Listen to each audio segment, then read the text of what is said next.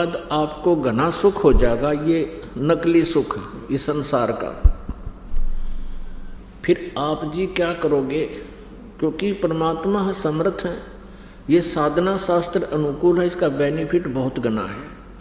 कुछ ही दिनों में आपके पास इतना धन हो जाएगा, इतना पैसा हो जाएगा, क्योंकि काल का यूं भी जाल होगा कि घनी माया होगी तो भी ये फंसेगा। तो परमात्मा की भक्ति में आप आलस करने लग जाओगे, क्योंकि हम दुख में भगवान को घना याद करते हैं, और पुण्यात्मा जो सुख में भी भगवान को याद करते हैं धन्य है वो, तो उनका तो कहना ही क्या है। लेकिन अमूमन ये होता है कि कुछ दिनों के बाद भूल पड़ने लग जाती है। परमात्मा बार बार कुछ थोड़े बहुत झटके भी देगा ताकि ये संभल जाए, लेकिन जब देखता है परमात्मा कि अब ये पटरी से उतर गई इसकी गाड़ी, तो उसकी मृत्यु करेगा प्रभु अपने सतर से। न काल का कोई ब्योत नहीं जो हमारे भगत की कोई मृत्यु कर दे। हाँ, दूसरा ये कारण हो सकता जो मर्यादा भंग कर देगा, भगवान के नियमों को तोड़ देगा, फिर भी काल का अटैक हो सकता है, होगा। तो फिर परमात्मा क्या करेगा? जैसे तुरंत उसको मानव जीवन देगा, और मानव जीवन अब ये परमात्मा का ये ज्ञान विस्फोट हो चुका है, पूरे विश्व में जाएगा। अब पुनर्जन्म होते ही उस पुण्यात्मा का सीधा यहीं प्रवेश होगा। हम देखते हैं छोटे छोटे नवजात बच्चे, कोई तनु का जी 11 दिन का है लड़की, आज सीधे यहीं लेकर आए हैं। अब वो प्यारी आत्मा बेटी कितनी पुण्यकर्मी है, उसकी आंखें भगवान के दरबार में खुली और सच्चे ज्ञान में खुली। नहीं तो बुढ़िया कर ना जाने कहाँ लिए धक्के खुआओ उसने, जरा कुत्ते मुत्ते वह माथा टेकवाओ उस पुण्यात्मा का। तो ये एक शुभ संस्कार, और अच्छे प्राणी को मालिक अपने हिसाब से उसको जन्म और मृत्यु करेगा। अब तो प्रसंग चल रहा है कि हम यहाँ से तो जाना होगा, तो हमने ये टारगेट बना लेना चाहिए कि हम सतलोक जाएंगे, और ये भी मन में एक विशेष ज्ञान के आधार से ये हृदय में जगह समाप्त हो जानी चाहिए कि हे भगवान मेरा फिर जन्म हो जा, मेरा कभी जन्म ना हो मेरे दाता।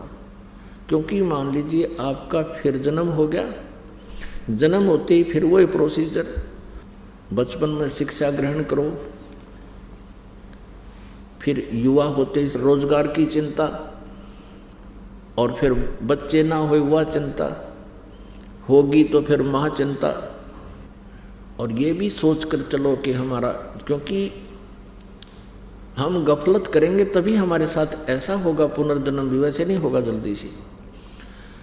तो ये भी ध्यान रखो कि मन माने फिर अगले जन्म में संतान ना हुई तो दुखी, और हो गए तो महादुखी। कोई मर गया, कोई जीवित रहा है, कोई रोगी, कोई कोडी हो गया।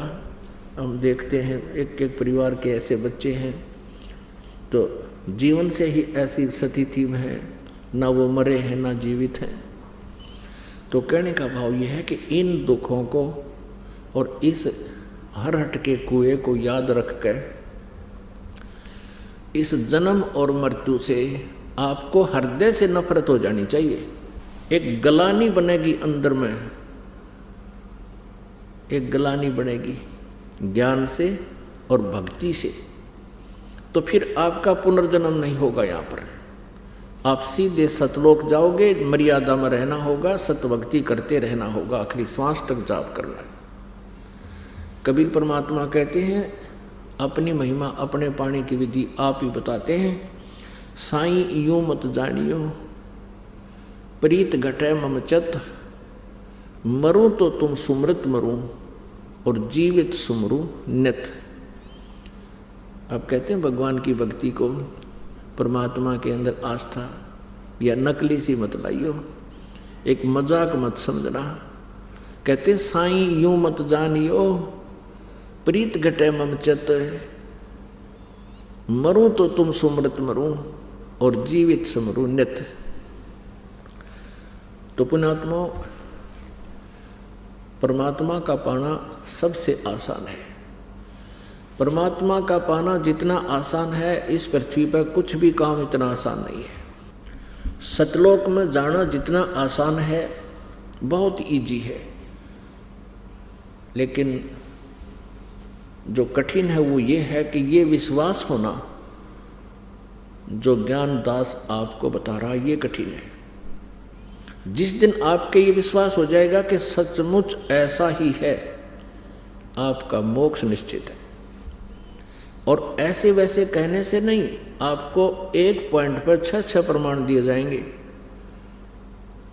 कि परमात्मा कहाँ है, कौन है, कैसा है और कहाँ प्रमाण है, और वहाँ गए प्राणियों की क्या स्थिति है। अब जैसे हम देखा करते थे कि एक ऋषि ने 1000 वर्ष तक तप किया, एक ऋषि ने 10,000 वर्ष तक तप किया, और फिर क्या देखते हैं, बस हम तो इतना ही देखते हैं, बड़े महर्षि थे और उन्होंने 1000 वर्ष तक तप किया, साधना की।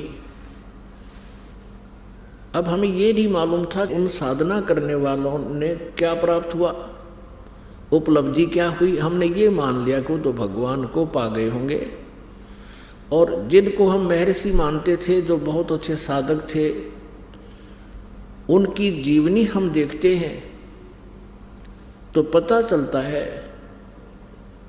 कि वो मोक्ष के तो आस पास भी नहीं थे।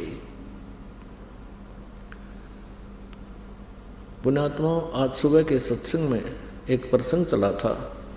परमेश्वर कबीर देव जी जब तपस्या पर आए, जहाँ पर वो काल जीव भून रहा था खाने के लिए 1 लाख मानव शरीरधारी प्राणियों के सूक्ष्म शरीर को, तो वहाँ आकर के जब उनसे वार्ता की, परमात्मा पूछ रहे थे, वहाँ पर वो ब्राह्मण भी थे, वो ऋषि भी थे, वो गुरु भी थे। उनसे पूछा तुम क्या साधना करते हो? उन्होंने बताया कि हम वेदों अनुसार ओम नाम का जाप करते थे और करवाते थे, और समाधि भी लगाते थे, मेडिटेशन भी करते थे,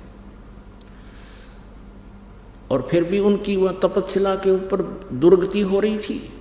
तो परमेश्वर ने कहा कि तुम्हारी यह साधना क्या आड़े अड़ी, अब क्या साधना थी तुम्हारी, दुर्गति यहाँ हो रही है। तब तो वो मान गए, हाँ जी हमारे कोई आड़े नहीं आई। तो परमात्मा ने बताया कि तुम ओम नाम का जाप जपते थे, हाँ जी, और ये भी बताया उन्होंने कि हम गायत्री मंत्र जाप करते थे तब, और हवन भी करते थे।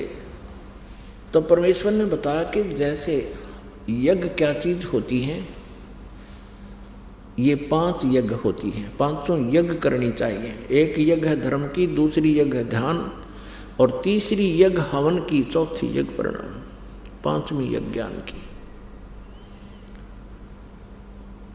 इन ज्ञान यज्ञों से क्या लाभ है? यज्ञों से मोक्ष नहीं है, यज्ञों से मोक्ष नहीं होता।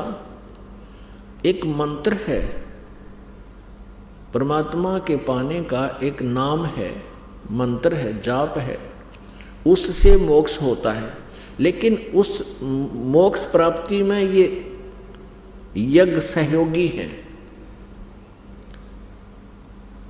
ये यज्ञ सहयोगी हैं। कैसे? जैसे खेत में किसान बीज बीजता है, गेहूं का बीज बीज दिया और खाद और पानी डाला नहीं तो वो बीज व्यर्थ रहेगा। और यदि गेहूं का बीज बीजा नहीं और खाद और पानी डालते रहे, सिंचाई भी करते रहे, तो वो भी व्यर्थ है। गेहूं के बीज के स्थान पर भांग बो दी, गेहूं ना बीज कर, तो और फिर ये 500 यज्ञ करते रहे, अर्थात खाद पानी डालते रहे, तो भी व्यर्थ है। क्योंकि अन्न से हमारा जीवन सुरक्षित है, बच्चों का भी हमारा भी। अब ध्यान से सुनना, ये दास कहना क्या चाहता है। जैसे हमने आम का पौधा बीजना है, आम का पौधा बीज दिया, उसमें खाद और पानी डालते रहे तो एक दिन वो बड़ा होकर के फलों से लदबद होगा और हमें वो वस्तु उपलब्ध होगी जिसके लिए प्रयत्न किया था। और आम के स्थान पर हमने बबूल आम जान के और बबूल का पौधा बो लिया और सिंचाई भी करते रहे, खाद भी डालते रहे, तो वो क्या देगा? आम नहीं लगेंगे, वो बबूल के कांटे ही मिलेंगे। तो कहने का भाव ये है, परमात्मा ने कहा कि तुमने ओम नाम का जाप किया, हवन भी किया, एक यज्ञ किया। वैसे तो 500 यज्ञ करने चाहिए, वैसे दूसरा यज्ञ स्वाध्याय से हो जाता है जिसको ज्ञान यज्ञ कहते हैं। अब परमात्मा बताते हैं कि तुमने प्रयत्न किया लेकिन बबूल का बीज बो लिया, ओम का मंत्र जाप कर दिया, ये बबूल का बीज है। और हवन यज्ञ, धर्म यज्ञ ये मान ली, ये भी आपने कर ली, खाद पानी भी डाल दिया, तो बबूल का पेड़ पाक गया, आम का बीज बोया नहीं। अर्थ कहने का भाव यह है कि आप जी ने पूर्ण परमात्मा की साधना नहीं की, इस काल ब्रह्म तक की साधना की, या ब्रह्म के पुत्र हैं रजगुण ब्रह्मा, सतगुण विष्णु, तमगुण शिव जी, इन देवताओं की जो पूजा की,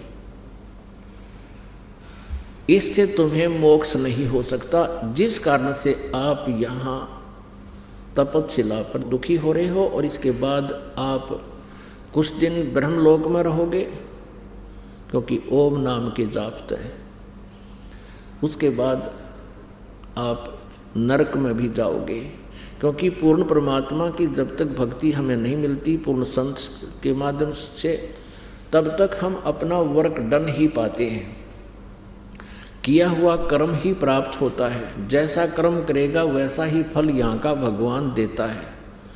आपको पुण्य भी मिलेंगे, पुण्यों का फल भी मिलेगा, भक्ति का फल भी मिलेगा। जैसी ओम नाम की जाप आपने किया और कोई पुण्य दान किया वो भी फल मिलेगा, और साथ में आपने पाप भी भोगने पड़ेंगे। अब यहाँ की व्यवस्था है, यहाँ इस काल के लोक में काल ने हमें इतना विवश कर दिया है कि जैसे यहाँ पर पाप तो अपने आप बिना किए बगैर प्रयत्न के ही होते रहते हैं, और पुण्यों के लिए विशेष प्रयत्न करना पड़ता है, शुभ कर्म के लिए विशेष प्रयत्न करना पड़ता है, और अशुभ अपने आप होते हैं। जैसे खेत के अंदर हमने गेहूं बीजना है तो उसके लिए कितना मेहनत मांगता हो खेत, पहले उसकी गुड़ाई करनी पड़ती है, हल से ट्रैक्टर से उसको संवारना पड़ता है, और फिर उसमें कीमती बीज डालना पड़ता है, फिर सिंचाई और खाद डालना पड़ता है, और तब जा कर के वो कहीं हमें वो कणक यानी गेहूं प्राप्त होता है। और यदि उस खेत में कुछ भी ना डाला, ना बीज बोए ना कुछ पानी डाले, तो अपने आप खरपतवार उसमें अपने आप अड़ंगा उग जाएगा।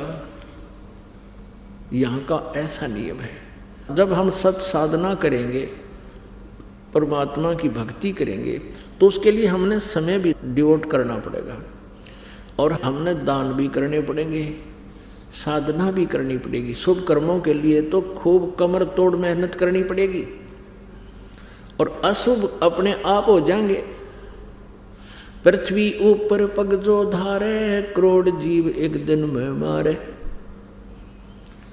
सत्य ब्राह्मण की है हत्या, जो चौका तुम दे वो नेता। ब्राह्मण सेंस हत्या जो होई, जल स्नान करत हो सोई। खान पान में दमन प्राणी, कैसे पावो मोक्ष निशानी। अब परमात्मा कबीर जी ने अपनी प्यारी आत्मा धर्मदास जी को जो शास्त्र विधि त्याग का मनमानी साधना मनमाना आचरण करते हुए फिर रहे थे, तीर्थों पर जा रहे थे, राम और कृष्ण शंकर भगवान की पूजा करते थे, उसको परमेश्वर ने बताया था कि धर्मदास जी आप यहाँ तीर्थ पर आए